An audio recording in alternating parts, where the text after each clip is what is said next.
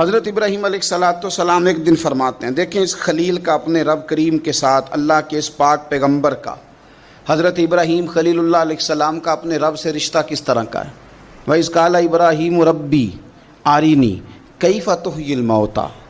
حضرت ابراہیم اپنے رب کریم کی بارگاہ میں عرض کرتے ہیں، مالک مجھے دکھا تو مردے کیسے زندہ کرے گا۔ کیفا، وہ کیفیت دکھا، وہ انداز کیا ہوگا۔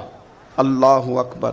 قال اولم تؤمن، تو اللہ نے فرمایا کہ آپ کا یقین نہیں، آپ ایمان نہیں رکھتے۔ قال بلا ولکن لیطمئن قلبی، کہا مالک ایمان تو ہے پر میں اطمینان قلبی کے لیے پوچھ رہا ہوں، تاکہ میرے دل کو قرار ہو جائے، میں وہ کیفیت دیکھ لوں۔ وہ کیفیت امام غزالی وہ روایت لائے ہیں جس میں فرمایا کہ یقین اس طرح سیکھا کرو جس طرح تم قرآن سیکھتے ہو۔